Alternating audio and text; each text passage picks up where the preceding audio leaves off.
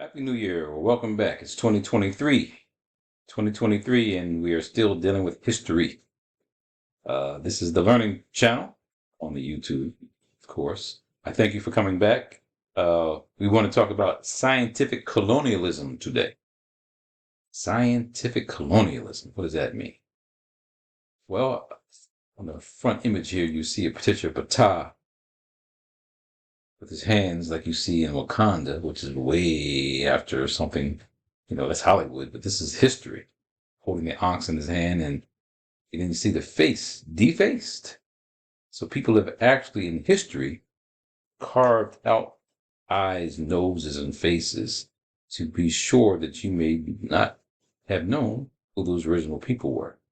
So when we say scientific colonialism, we're looking at how science can be used to colonize people's minds so that they don't even know what they're looking at. So we're going to explore that through some images, and of course we'll wrap up with some books, like I normally do, to share with you about what you need to do to start reading. If you don't know which books to read, then you're in trouble. This presentation is really based off of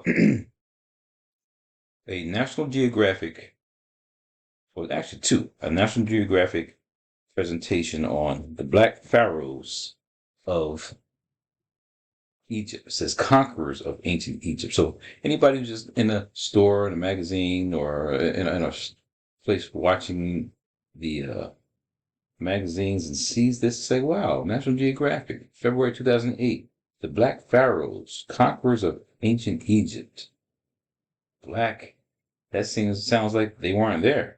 They conquered ancient Egypt maybe some other time, like they weren't the original people. That's confusing. And on the other side, you have the queens of Egypt. This was another National Geographic magazine. This was, wow, 2020. Queens of Egypt, when women ruled the world. All that sounds exciting, but both of them are components of scientific colonialism. There's no way you can have Queens of Egypt. You got a white one on the front cover. Then you got on the other side Black Pharaohs, conquerors of ancient Egypt, as if they weren't there before.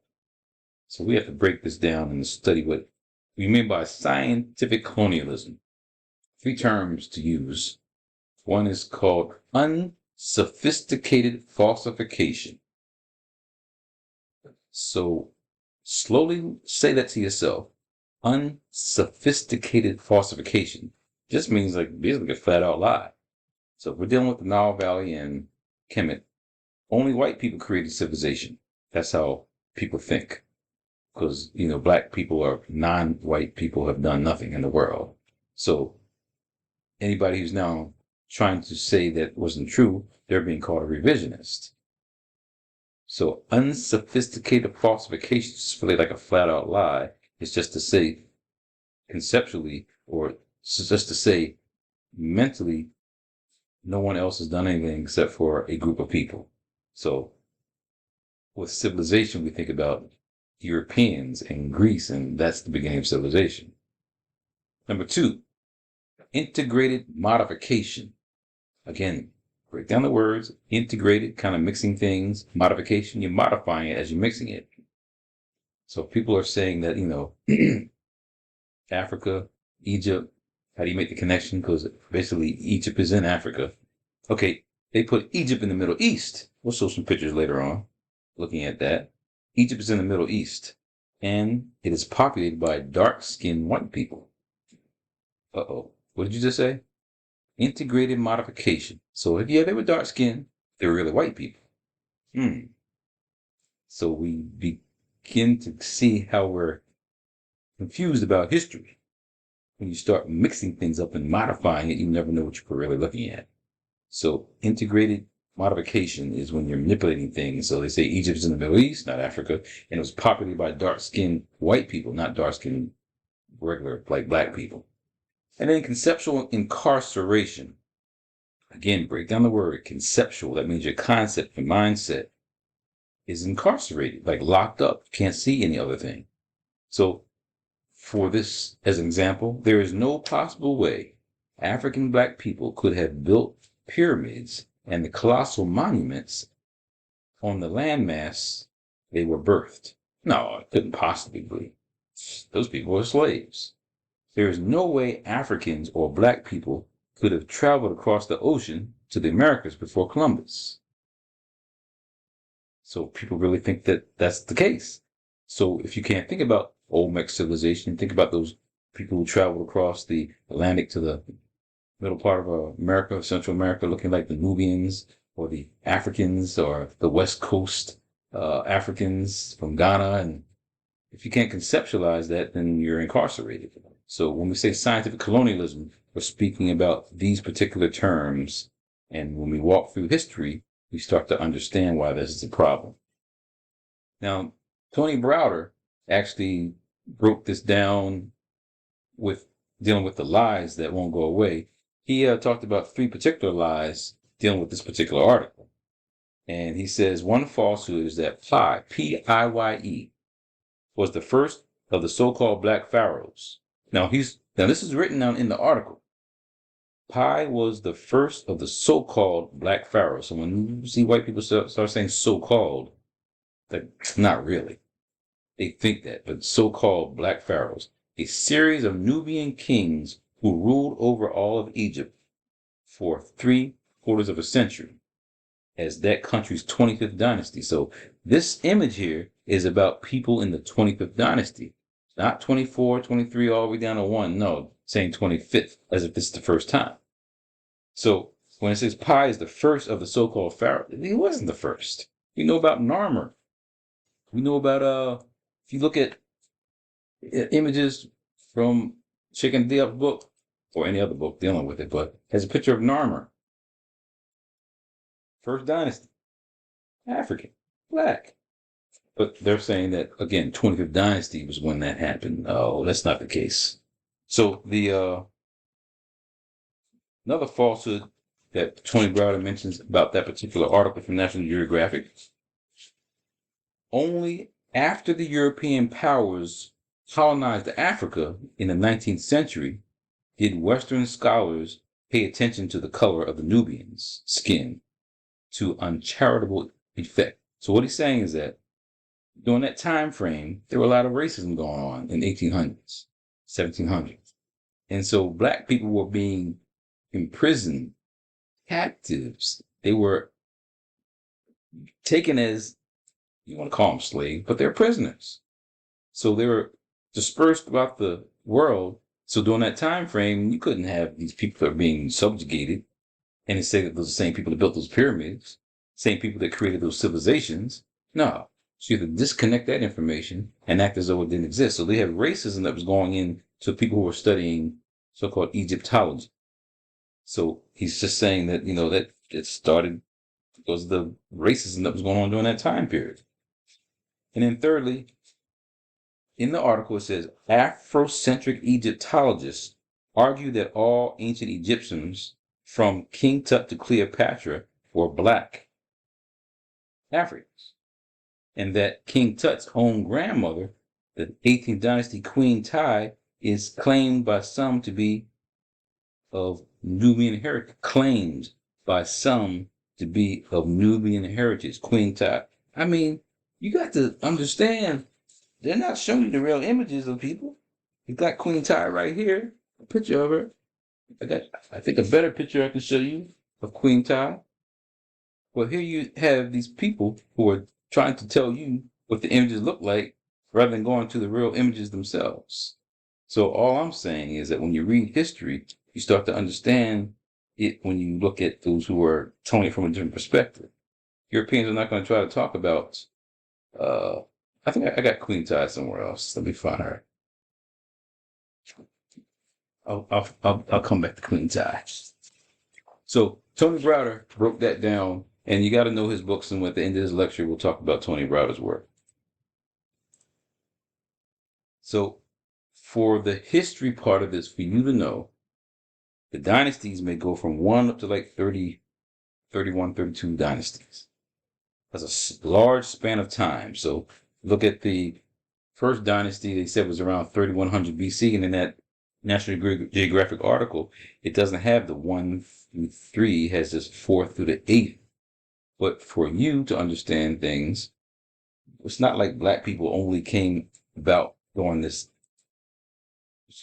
this area in red, the 25th dynasty. That's what that National Geographic article is talking about.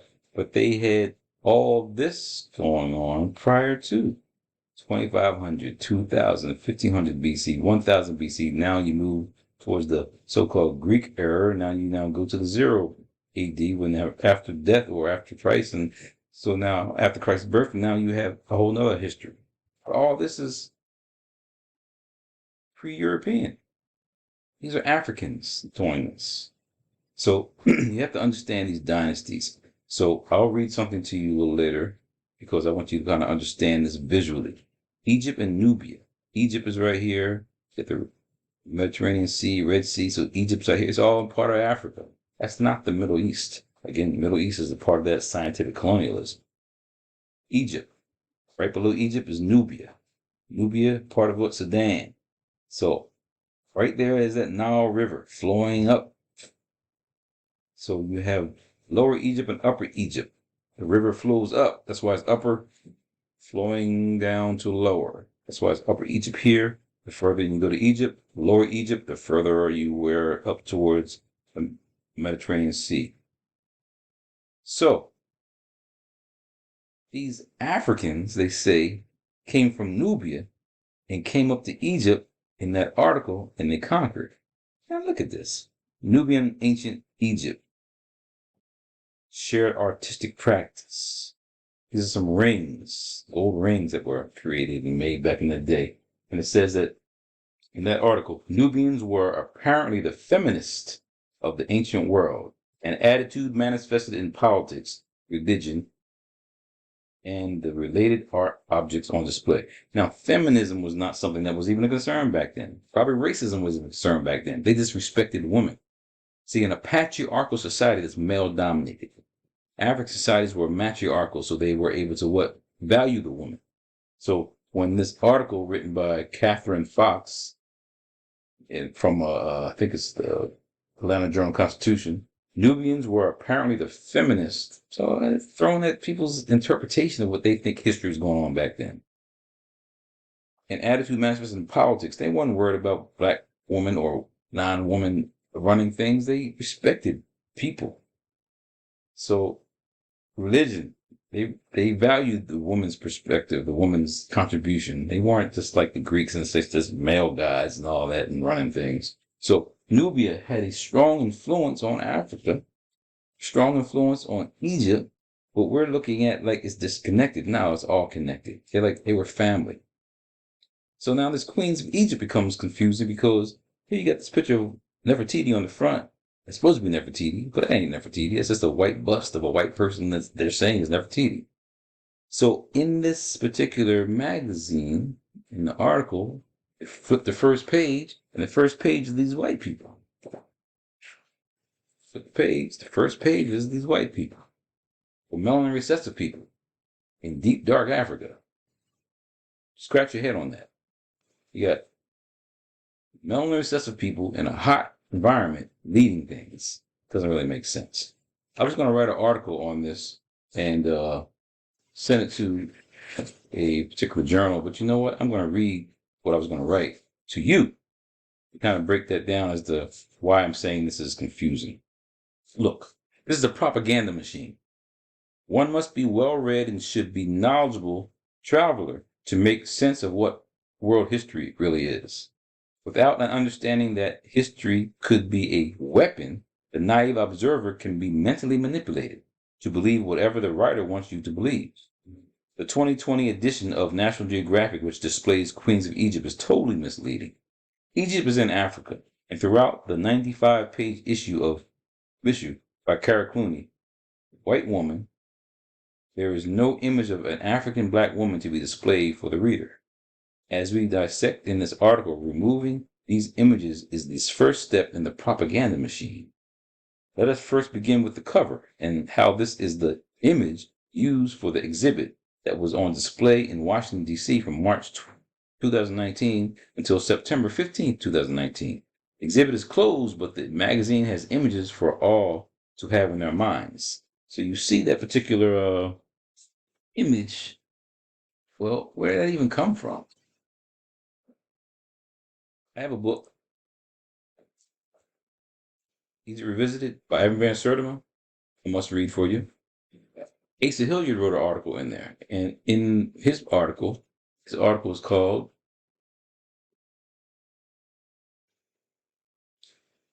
Waset, the Eye of Ra, and the Abode of Ma'at, the pinnacle of black leadership in the ancient world. He has a picture also of that bust. He also has a picture of what's on the walls. So where did this bust come from? B-U-S-T, bust. The bust that we recognize today is that of Nefertiti, was found 1912 to 1913 in grid 47 at Armana by Professors Hermann Rank and Ludwig Borchardt. It was out of circulation from that time until 1920, when it was found in Berlin. Berlin. It has no inscriptions. Identification of this as a bust of Nefertiti is done mainly by reference to the royal headdress and by its proximity to a destroyed bust of Akhenaten in an artist's workshop. Also, it is inlaid with lapis lazuli, an expensive precious stone that was reserved for royalty. What is important is that there are numerous wall reliefs that depict Nefertiti with certainty, yet they are very different from the Berlin bust. One of them is shown above, and this is now being marketed in several museums. I think right now it's still in Germany. So we got to be careful when we look at these images. You get confused. It's called scientific colonialism. Now, when I went, well, let me read a little bit more about what I was going to say about this, because this is very important. Because when you're reading these articles or looking at books, and why kids are going through school thinking that they've never contributed anything, it's because they don't see their images there. And look, in the patriarchal system, this was emphasized, okay? But melanin recessive women would have no power and influence in the cultural influence of African black people. So it's patriarchy going on. It's also an African country or land mass. So how could melanin recessive women be leaders? There are no contemporary melanin recessive women in any region of the world during the dynastic eras mentioned in the issue. So it is miraculous that melanin recessive women are now the leaders in hot-ass Africa.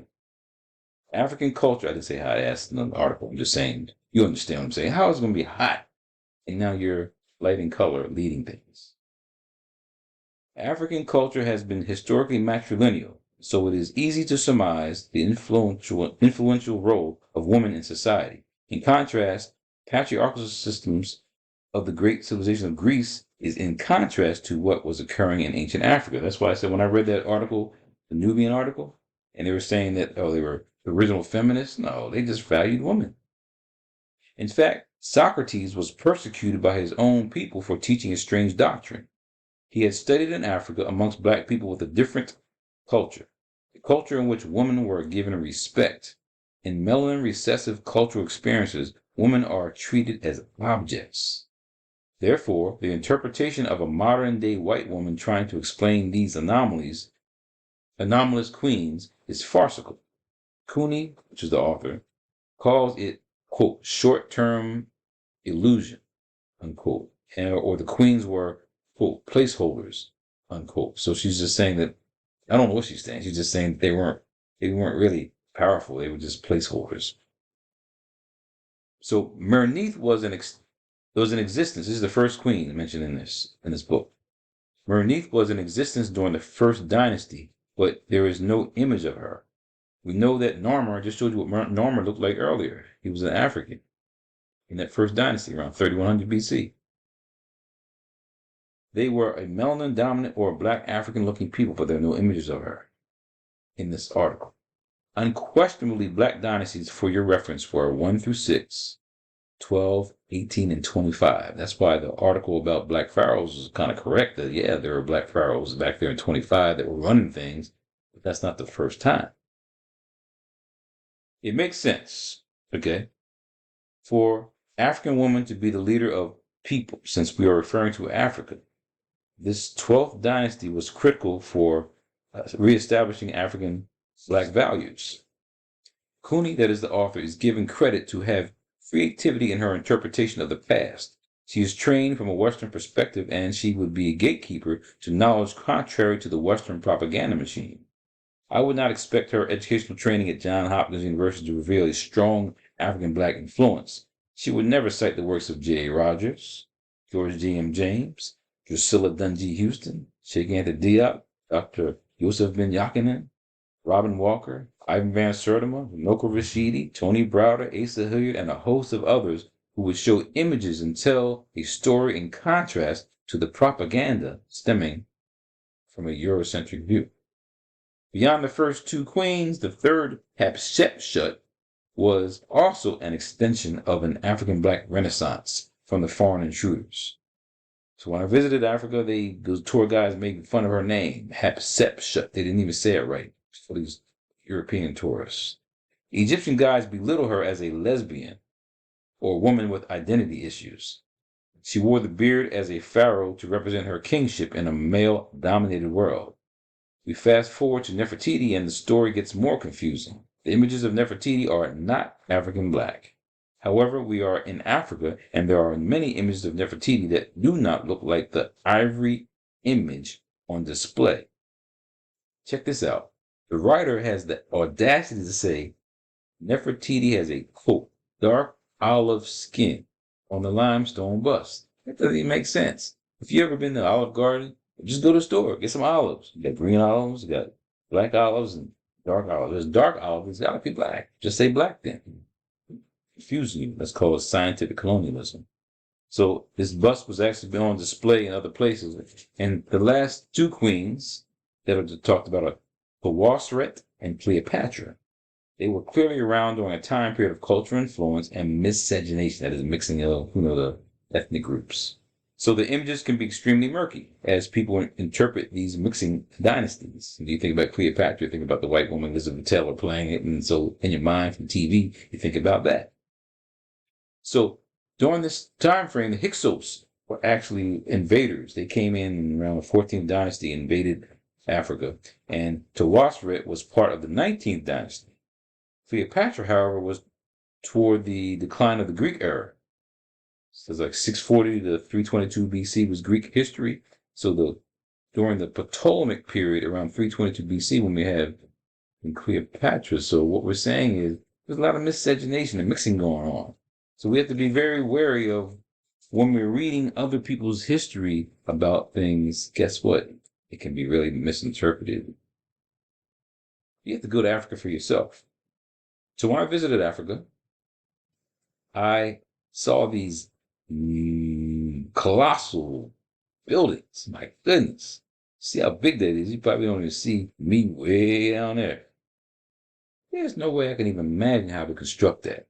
But African people did that. Just taking the walk yourself, and you see other people who've come from other parts of the world and walking through. Jesus came here. Jesus walked through Egypt and said, my goodness. Just told you about the Greeks. Socrates was coming through there. Everybody looking at what these people built and the studies that they were creating. It just mesmerized people's minds, and we are now in 2023 still mesmerized. The image here right here with the sisters, the sisters because you see the nipples that they got on the images there. And you see them with their fans and carrying things on their back and the bald with the shaved heads. It looks like the sisters from Wakanda. Wakanda is not even real. It's make believe. This is real. Carved on the rock in Africa. You're seeing the images of sisters looking just like sisters from Wakanda. You see the noses, those are African people. You see the tint on the skin, the low haircuts, that's African people. So some scholars have tried to acknowledge that there are African people that created these civilizations, but they don't get much play.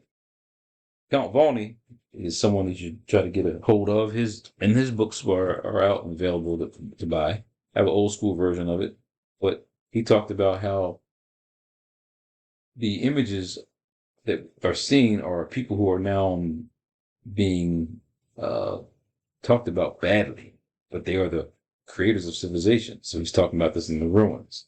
Now, he was around the same time as Thomas Jefferson. I actually went to go visit Thomas Jefferson as the Monticello Empire in the United States.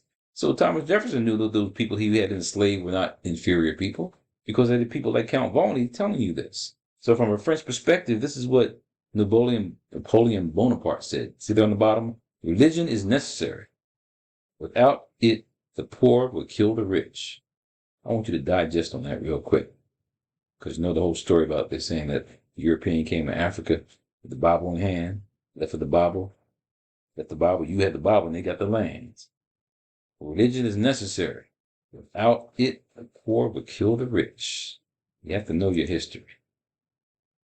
So as I visited and looked at the monuments, and I said, man, it looks just like me, like us, like African people. This is one of the original images that was drawn during the time period of Count Volney back in the 1700s. 17 and 1800s. This is what it looked like back there before the nose fell off. I'm not saying it's blown off. It just fell off. It's not there now. They know where it is. I think it's in the British Museum somewhere. But you look at the Horum Akhet. Horum Akhet. Horus on the horizon. And you see the image. You still see today there's color on the head dress. Look at those cheekbones. The nose. The lips. That's an African. I don't even want to waste time arguing with you about that. Go for yourself and see. When you see, you're just amazed. As I traveled and I saw images of Abu Simbel, that's deep down, that's actually northern Nubia.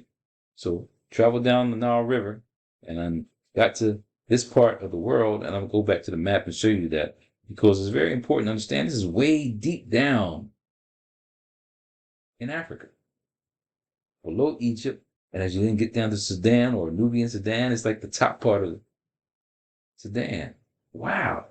Carved out of rock. When you go inside here, you start seeing more mesmerizing images. So just the outside isn't beautiful, but here you have a picture of Sigmund Freud's office. Here's his couch right in the middle, and a picture right above his couch of Abu Simbel, the same image. These Europeans were studying our stuff. Sigmund Freud was born in Vienna, Austria. I mean, he's born in Europe. I mean, so all this unconscious stuff, this collective unconscious, how we created psychoanalysis, came from his interpretations of what he knew about African history. He even wrote a book called what? Moses and Monotheism. That's Sigmund Freud wrote that book. Moses and Monotheism, claiming that Moses was an Egyptian. Rather than saying Egyptian, he was a Kemite, black person. On Sigmund Freud's desk, look at these images of Osiris and Isis and Imhotep. I mean, he knew what was going on, but keeping that silence. More images. This is the colored image. This is a black image of the desk of Sigmund Freud. So all I'm saying is you got to study your history and know the right books to read, not get confused. Recommended tours. As you go on, have an opportunity to go visit KEMET.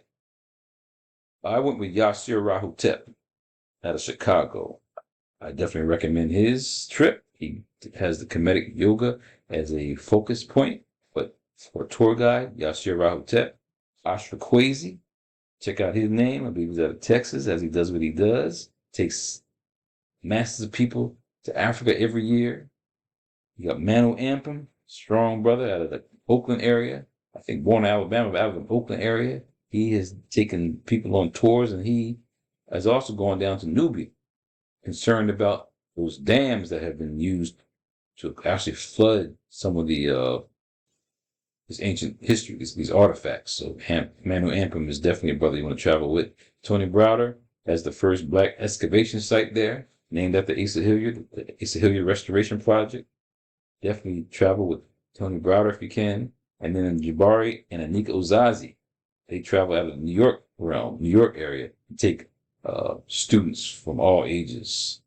high school up to the grown-ups to travel with him, and may his name rest in peace. But Runoko Rashidi also did this. Runoko Rashidi passed, I think in 2022. So we lost him as a strong warrior to take us back to the land of the blacks. So I just recommend that you try to find somebody that you can travel with, but these are the people I would recommend you to go with to really get a true understanding of our history. So for books, now for my baseline books, I definitely would say Seeking the Sakhu, The African Origin of Civilization, Myth and Reality. I use his book, and I have it on another bookshelf, but Man, God, and Civilization by John G. Jackson. That one, this one. Perhaps you heard of Dr. Ben. Joseph Ben Yakinen wrote a book called Black Man of the Nile and His Family. Definitely get that. A different style of writing, but provides resources and images. Still hadn't found that Queen Ty I wanted to show you, because she looks like my Aunt Tookie. Might look like your Aunt Janine. These are African people. Queen Ty. I'm sure I'll find her. So there's Ivan Van Sertima. He has put together a collection of journals. Used to be out of Transaction Publishers out of Rutgers University. Ivan Van Sertima, may his soul rest in peace, is no longer with us. From Guyana. He helped to create the Nile Valley Civilizations document, which was actually a conference that was held in Atlanta, but you have articles of several scholars with pictures and images to definitely show you the presence of African people in KEMET. Still looking for Queen Ty. Can you believe that? Oh my goodness. It's right on the front cover. So, along with his Nile Valley Civilizations, that Ivan Sertima as an editor, he also did Black Woman in Antiquity. That's Queen Ty. I knew it was somewhere where sister was so African fro. That's Queen Ty, related to Akhenaten. So in there he talks about Black Woman of Antiquity, and none of these images are what you will find in that white woman's magazine on Queens of Egypt. So Ivan Sertima's book, he also wrote, I think so the Easy Revisited. He also wrote Egypt, Child of Africa. So it might be hard to find these books, but you have to have them because they are resources. They give multiple authors different perspectives and show you the images. So I definitely have these as my old school articles, or old school books. For the New Jack scholars that have, given us a wealth of information. I already mentioned Tony Browder's name, but definitely get his book called Nile Valley's Contributions to Civilization. Tony Browder. He has multiple other books. And again, he's on the continent right now, digging and excavating a site. So Tony Browder's work is important. Our brother over in England named Robin Walker. Oh my goodness, here. I knew Queen Ty was somewhere. Here she is again. When We Rule. In the introduction, actually by Runoko Rashidi. Definite thick text. Going deep into the history. Gotta know that. So much respect to him for, again, presenting the work. And again, across the pond, over there in England. So we have people over the world that are documenting this history. And then when we talked about Nubia, there's some scholars named Robert Bouval and Thomas Brophy. They talked about Black Genesis, prehistoric origins of ancient Egypt. Prehistoric origin. That's going to Nubia. So it talks about Naphtha Playa, all these places that look like Stonehenge. Stonehenge was in England, but there's like the same kind of images there way deep in Africa. Naphtha Playa. So they talked about that in this, and I mentioned that part of the world as the beginning. The last 2 points I want to make is that you can be confused when you're traveling. I was in Portugal, walked through a bookstore, I looked through history, and I saw this book called History of Man, the First Empires, First Civilizations. Now, you see that first fallen image, it don't look like us. And then as I'm looking through the book, looking through these big images, so kids are looking at this, these aren't black people. Those aren't black people. You got some dark skinned white people. Remember we said about integrated modification? So people all over the world have it confused about who those original people were because the images that are being put out don't tell the true stories. Manipulated history. Again, scientific colonialism. And then one of the thick book on King Tut, Tutankhamun. This thick book has some images. I mean, he was a boy king, and so the first image you see there is like a boy king. I visited the museum and I saw the image of the guards, the black, with like images of statues that are like right there guarding the tomb. So they got something in there, but throughout this text, just a lot of images of things like jewelry. But look at this one. I want to think about Nubia. They got captives, Nubian captives. It says that's like a cane, and that's a black person there, and that black person is on the cane, and it's called a Nubian captive. A staff with a handle in the shape of a Nubian captive. So in your mind, you're actually thinking that black people are always captives and slaves. Nah, they were the creators, the progenitors. But that's not what you get when you read their history books. And the person who's in the back of this book, who's like, I guess, influential in what's being stated is Dahi. What's his name? Hawass. This particular guy. Gatekeeper. It's a gatekeeper. There's a mummy right there. And, Seeking the Sakhu was creating a melanin dosage test where you could actually record the amount of melanin in the mummies. They don't allow that to happen anymore. And they kind of put those mummies in the back of the museum so you wouldn't even have the opportunity to kind of look at that. So this guy Hawass is a gatekeeper. So we have to start looking at history and understanding that even though we see some images, unless you go there yourself to see, it's going to be very difficult to interpret what you're really looking at. So scientific colonialism is to rip your head off, to keep you in a complacent state so you don't know your history. The only way you're going to know it is if you read, study, expose the enemy. Yes, sometimes it is us, but we have to be able to be proficient enough to kind of course through information to know what is and what is not right. So until we return again, pick up some of those books and we will have a discussion about them potentially in the future. Okay? Hotep.